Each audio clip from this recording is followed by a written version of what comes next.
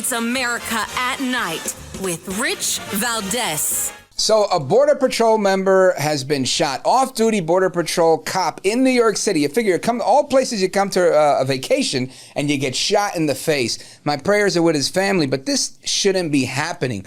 Now, this is the same city that is overseen by Saint Eric Adams, elite Eric Adams, the one they say that everybody should drop out of the race just to appoint and anoint this guy. They're wrong, they're fake, they're phony, and they're fraud. You know why? Because this city needs a guardian angel. Curtis Sliwa has been a guardian angel in this city for 45 plus years, and he's with us right now. Curtis Sliwa, welcome. Oh, my pleasure to be here with the liberty-loving Latino who has got my back no matter what everybody out there says. Well, that's the truth, brother. You know why? Because I tell this story all the time, but it's the truth. I was a little kid. I was probably 6 years old. I was on the D train coming from Avenue M, going to DeKalb Street downtown. And my mom was there, and a black guy and a Puerto Rican guy get into a fight on the subway. And they're talking. It's a lot of bluster. But the one guy is like putting his hand in his hoodie here, and he's like, I'll shoot you. I swear I'll shoot you. And the other guy pulls out a knife. And I'm thinking, if the guy that had a gun really had a gun, he probably would have used it. The guy with the knife really has a knife. And my mom is pulling me closer and closer under her wing over here and her pocketbook here to use it as a self-defense weapon. And finally the guy gets off and the other guy gets off and it's over. And no incident, just talk. And my mother looks at me and says, this wouldn't have happened if the guardian angels were on this train. Mm-hmm. And this was during the height of you being on the trains all the time. And it made me realize people had so much faith in you and the organization you built with 12 other guys from a McDonald's in the Bronx. And people felt safe in New York City. Today, you've got Border Patrol agents coming from other places to New York City getting shot in the face by Dominican gangbangers. This is wrong. This is bad. And yet there are still people saying, we need to get Curtis to drop out of the race. Curtis isn't the guy. Meanwhile, you got last week's Harris X poll that shows you neck and neck with, I like to call him Moron Mad Manny. You got Moron Mad Manny, and then now you've got this new poll. Tell us about it. Well, let me tell you something. It all comes down to Curtis Sliwa versus Andrew Evil Eyes Cuomo to take on Mondami. And as I said last week on the Sean Hannity show exclusively and coined the phrase, Andrew Cuomo can never be mayor because he was slapping too many fannies and killing too many grannies. And we had millions and millions of hits on that, especially from the millennials and Gen Zers, which we must have to beat Zoran Mondami because we've got those who are 55 plus, without a doubt. But mine is the only campaign other than Zoran that is trying to go out there and talk to these millennials and these Gen Zers. And most are going to sit on the sidelines. Most will be apathetic and indifferent. They would come on board for our value system, but they have to be treated with a modicum of respect, dignity. You can't be bad-mouthing them, saying they're slackers, they're deadbeats, they're naive, they're stupid. You do that, you're pushing them towards Zoran Mondami, or you're pushing them towards apathy and indifference, which means they're not going to get involved in the election. I hate to tell my baby boomer friends out there, which there are many, we are no longer the majority. We're not the majority of the population in America. We're not the majority of the voters in America. The millennials and Gen Zers are. And so we need to understand our time is past. Their time is here. We either allow them to be, through peer pressure, pushed in the direction of extreme liberal values, or we're never going to be able to win a race if they're running, especially in the hardcore blue states and blue cities. So that's why New York City is on the cusp of going Democratic Socialist of America, led by the person that you coined the phrase for, AOC, all out crazy Alexandria Ocasio-Cortez, leader of the Socialists of America. That wasn't my line. That was the liberty-loving Latino Rich Valdez's line. And AOC, all out crazy she is. Right now we've got this all out crazy moron Mad Manny who's trying to take over New York City and turn it into communist Cuba, Venezuela, the Red China. It's amazing what we're watching, and that people want to see this happen. But Rich, let's look at the history here. Their patriarch is Bernie the Altacaca Sanders. He's in his 80s. Hillary decided we need to show we have a competitive primary. I don't want it to appear that there's a coronation for me. This is back to 2016, right? So they let Bernie Sanders into the Democratic primary. He's never had a D in front of his name, never. When he was the mayor of Burlington, Vermont, never. When he was the congressman, only one congressman in Vermont, never. U.S. Senate, never. Why did they let a socialist into their ranks? If had it not been for the superdelegates, Hillary would have lost that nomination because she lost the caucuses and she lost the primary vote. So now they added insult to injury. The guy who would have been the speaker now if the Democrats were in charge, not Hakeem Jeffries, Joe Crowley, number 2 in line to Nancy, let me count my stock portfolio, Pelosi, because boy, am I benefiting from all this insider trading information. He would have been next in line. AOC was a bartender. She wasn't even supported by the Working Families Party. They supported Joe Crowley. He didn't campaign at all. He had one debate, one mandatory debate. He wouldn't show up. He sent a woman, a surrogate, and she pulled off the upset of the century. When you look at it, she won because she went door to door. She did good old-fashioned retail politics with her supporters. And Joe Crowley didn't campaign one day. Now you hear Andrew Cuomo apologize. I didn't run a hard race. I should have to prevent Zohran Mamdani from winning.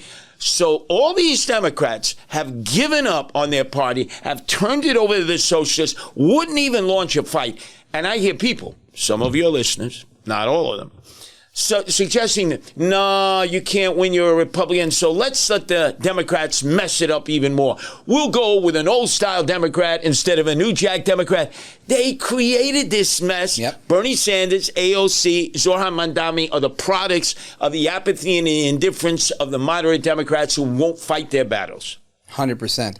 Now, Curtis Sliwa, I agree with that 100%. It's not a good idea to go with the guy who's polling in last place and say, this guy, we need to clear the road for him. Because he's the mayor. Because he's the mayor. He's doing so good, right? You got cops getting shot in the face. You've got women getting set on fire on the subway. The Roosevelt Hotel became the stomping grounds of MS-13 or Tren de Aragua.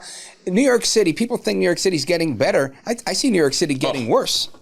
The number of homeless, our own emotionally disturbed that we should have been taken care of all throughout his administration. And yet, when he was the Biden of Brooklyn for the first 2.5 years, he couldn't stop taking care of migrants. He was actually competing with Johnson in Chicago, with Denver, with San Francisco, with Boston, saying, don't go there.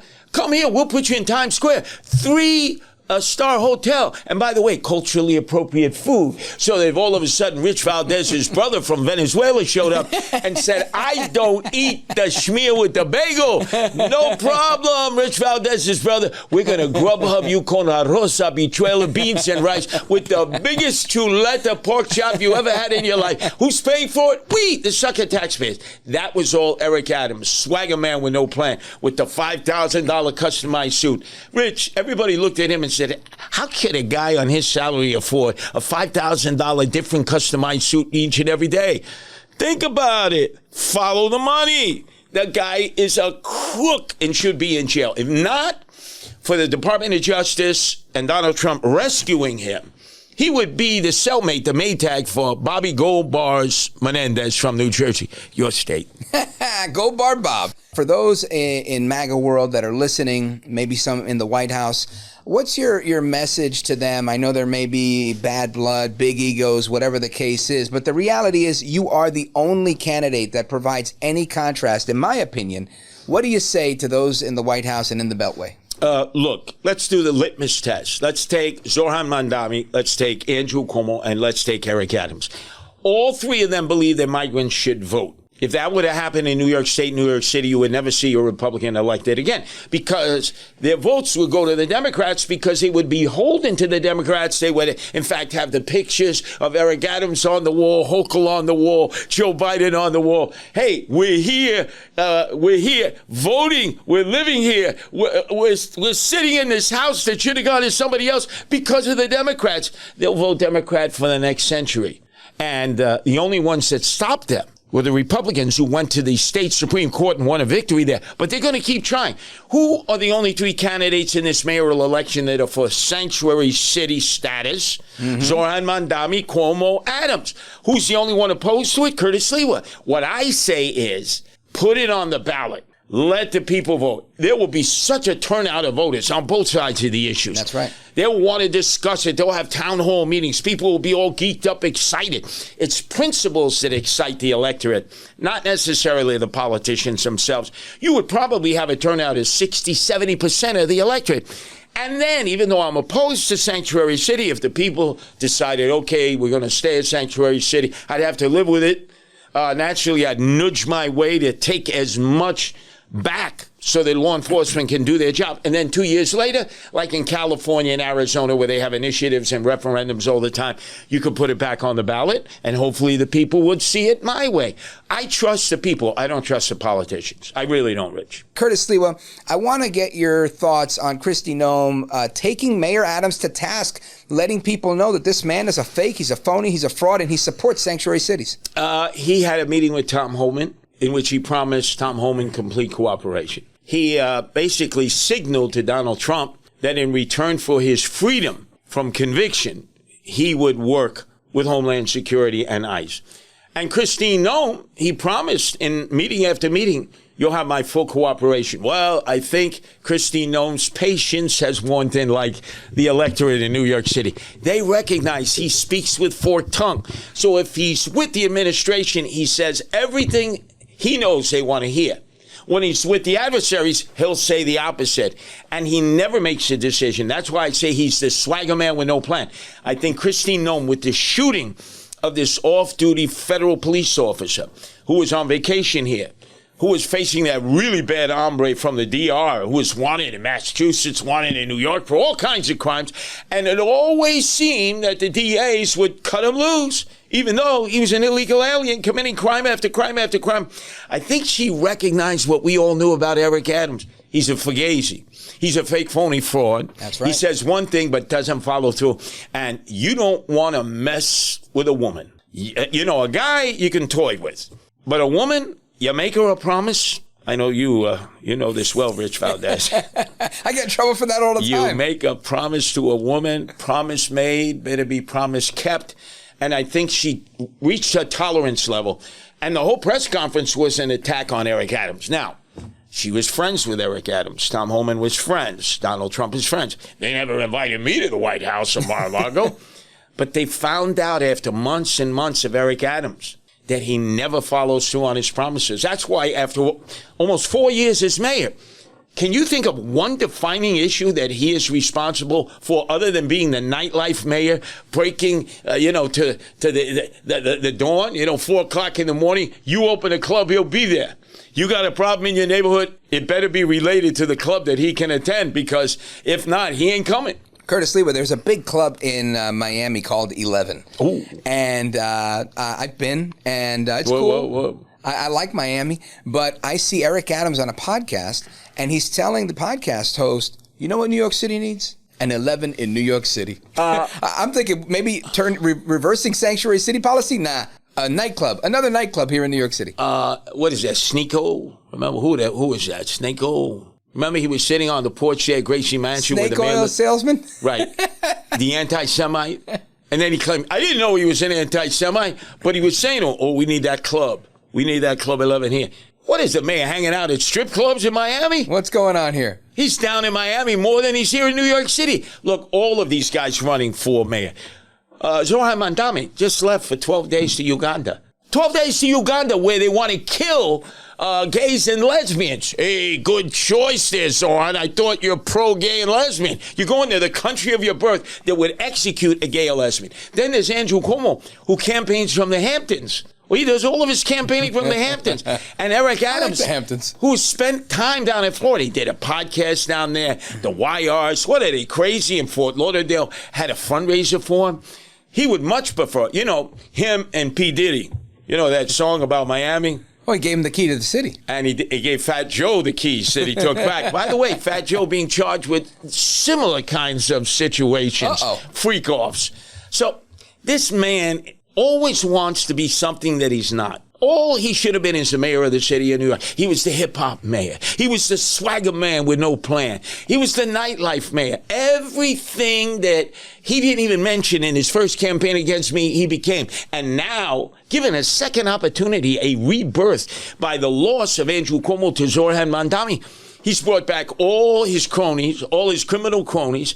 He's doing pull-ups on the corner like a thug in prison. Right? And you say to yourself, man, you're the mayor. Would you please go up? Speaking of Stephen Colbert, who's now been canceled, got paid too much money. But remember the moment that Eric Adams beat me in 2021. I had my arm in this sling. Remember From that? getting hit by a cab. Right in front of Rockefeller Center. That was Bill de Blasio smoking a blunt, driving the cab with Eric Adams in the back. So 3 days before the vote tally, I got hit. My elbow got broken in 2 places. So I'm convalescing in the apartment, and Nancy goes, oh, Stephen Colbert has Eric Adams. He was giving him reefer, weed on the stage. And even Stephen Colbert was, Mr. Mayor, you can't do that. That's illegal. No. I got some bamboo. We'll roll right here. We'll do puff, puff, pass. This guy's the mayor of the city of New York. He's a goofball. But he's very beguiling. Whatever he needs to say to avoid a tough situation, he'll say. But then eventually he wears out the welcome mat. And boy, Christine Nome fired him up today. Woo, she sure did. Curtis, you're a professional broadcaster. You've been on the air for as long as I've been alive almost. You wear the red beret proudly, not because you're a commie like Mandami, or as I call him, Mad Manny, but because of that's the symbol of your Guardian Angels Safety Patrol group. A lot of people say you should take off the beret and then we'll take him seriously. I say it's the beret that makes him serious. But I want to know, the people that are out there just meeting you for the first time, what is your plan? I think I do a good job criticizing these guys. You do a good job criticizing your opponents. But what is Curtis Sliwa all about? Well, first off, let me amend what you originally said. I mean, in 35 years of talk radio, and for 4 years, I lost my mind. I went to a place called AM 970, The Answer. Nobody listened to me. I did morning drive. I did evening drive. And the only person ever to recall having listened to me was this guy, Rich Valdes. And I asked him, how come you're the only one who's ever recalled listening to me? He said, I had no choice. I lived right next to the tower. That's true. I said, no wonder why. But also, there is the fact that being in talk radio 35 years, I recognize the power of this medium, which you had an opportunity first by working for the Mark Levin show. Yes. And with Richie Rich, the producer, phone screening, substituting. You were at WABC, the house where it's always broadcasting Curtis, and they said to the liberty-loving Latino, we don't need you. I said, what? A Latino broadcaster with his cred? And now Westwood and the Bohannon, who I used to appear with often over the years, no longer here. He's in radio talk show heaven. And the man who has taken on that microphone, Rich Valdes. Well, this is what differentiates me from everybody else running for mayor in New York City. I'm the only Republican, so I have Republican values. Number two, for the first time ever in the history of electoral politics, I collected enough signatures to qualify a protecting animals independent line, which actually comes before Eric Adams' independent line or Andrew Cuomo's independent line. And it stands for no kill shelters. We're not going to kill any more animals. We're going to find a home for them, a home in their own. And we're going to put animal abusers in jail. Now, I live in the Upper West Side of Manhattan, which is about the bluest blue area in the country. And I have to walk outside in the morning to get a cup of coffee. And they hate me there because I get an R in front of my name. I'm the Republican candidate. But they come up to me, the old out the cockers who have a hard copy of the New York Times, you know, and they read every page, including the letters to the editor. When they're at Starbucks, they're arguing over the letters to the editor. And they say, Curtis, you're a Republican. Trump, red, MAGA. I could never vote for you, but you take care of animals with your wife. There's a side of you I never knew existed. You're compassionate. You're caring. You love animals. People are going to vote for me on that line who could never vote for me for Republicans. So, number one, protecting animals. Such a key. Look at what happened in this last presidential campaign. Springfield, Ohio, all of a sudden J.D. fans said, they're eating the dogs, they're eating the cats, the Haitians. And then remember, Peanut the squirrel. and his friend the raccoon. It became an international situation involved in the campaign. And since the Trump administration, Trump has ordered no more testing on animals with RFK Jr., Yes. like the evil Dr. Fauci with the beagles. Oh, yeah. A lot of animal-friendly events. DeSantis in Florida, you cannot tether an animal during a national emergency like a hurricane or you're going to jail. And in Florida, they say you're going to jail, you're going to jail. I'm so happy that the Republicans are now so animal-friendly, and the Democrats, too. I give them props. 4 years ago, not at all. So that's one aspect. Number law two. enforcement. Excuse me? Law enforcement. Law enforcement. I'm going to hire 7,000 cops. The people who are running for office now all wanted to defund the police, including Eric Adams, right. who was painting Black Lives Matter every day in the middle of the summer of George Floyd 2020. 7,000 cops we desperately need. And I'm going to give the cops back their qualified immunity. People say, what is qualified immunity? It sounds like a $5 word, multisyllabic. What it means is all civil servants, 300,000 employees of the city of New York, are protected with an insurance policy. Should they do anything, even if it's wrong, the insurance will cover what the payout has to be to the aggrieved. Cops had that stripped away. By who? Governor Cuomo, the state legislature. By the city council, and Eric Adams did not put up a fight. So now, when you look at how tepid and intimidated the cops are to do any kind of physical intervention, in the back of their head, they're saying, if I physically intervene and I get sued, I'm not covered by qualified immunity like Cuomo is with all the sexual harassment charges that occurred when he was governor. I can be personally sued. I can lose my mortgage, lose my house.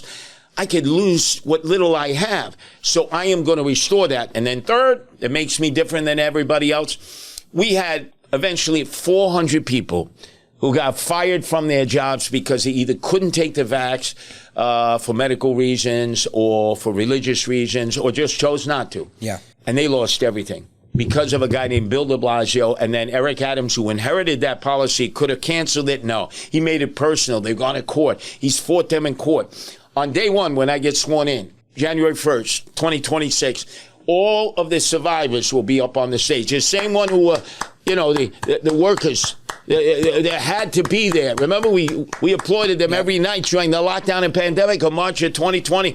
And then we turned these heroes into zeros. We destroyed their lives.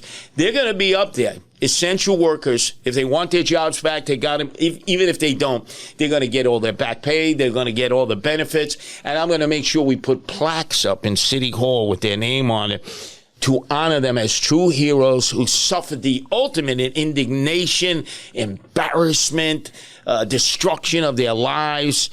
And they said, no, but I'm not taking that vax. I mean, you're talking about people of strong values who lost everything. And it's like Humpty Dumpty. We got to try to put them all back together again. That's what I'm going to do on day one. Curtis, you have a long history of defending synagogues in New York City, houses of worship when they've been under attack. There have been suicide bombings in Syria of Christian churches. What's your commitment as a public figure, as mayor of the city of New York, to defend religious liberty? I am going to be the first Gentile to say to the Jews, stop depending on Gentiles. Because all they do is they come to a synagogue or a shul, they give a nice speech, and then they take your checks because they know they won't bounce. And they are all there for the geld. And they don't do anything. Look at Eric Adams. He let him run wild on the University of Columbia campus. He never went up there once. Look at Andrew Cuomo. He hid out in the Hamptons. He gave speeches in synagogues there. He did nothing for the Jews other than want their money and support. And I'm going to tell the Jewish people what I've always told them, whether it's an election season or non-election season. You have to defend yourself. History is replete with activities in which you depended on Gentiles and they abandoned you. So why can't continue to depend on Gentiles? Like there's the great Mashiach out there who's going to defend you. You're more than capable of defending yourselves. Organize, patrol, make it so that nobody will ever come into your community and challenge you. And stop depending on Gentiles. And that would include me, who's been very friendly to Jewish interests. But the fact is, if you don't take care of matters yourself, like they do in Israel, you will be victimized. Stop being a culture of victimization because your enemies prey on that. It's Darwinian survival of the fittest. Say, I'm not going to be a victim anymore. You come to bully us, there's going to be a hell of a price to pay. The bullying will stop. Amigos, you heard it here first. Now, Curtis Sliwa, tell everybody, how do they dig deep into their pocket, and when they have that big donation, where do they send it? Now, we're talking to the Rich Valdes audience, right? That's right. Biggest audience in late night radio. So when you go in the morning to Waffle House and get your eggs, grits, and your cup of coffee, I want you to starve one day. I know you're a Rich Valdes audience. You live paycheck to paycheck, and you love Waffle House like I do. And you got to give me that moolah shmoolah. You got to give me that money for my campaign. So you go to sliwafornyc.com. That's sliwafornyc.com. And so you have eggs, no grits, no toast on the side. You know, if you help me save New York City, that will help save America, because you know they're not just going to stop at Los Angeles, Chicago, San Francisco. If Zorhan takes over New York City and the socialists prevail, they're coming to a city near you. And my job is to improve, don't move, because as you know, Rich Valdes, if I can keep more New Yorkers in New York City, it's less likely that your state will become purple and then blue. Keep them all here. That's it. All right. I like that plan. I got a mission. He's a man with a mission. Curtis Sliwa, New York's guardian angel. Give him a donation if you're so inclined at sliwafornyc.com. Very good.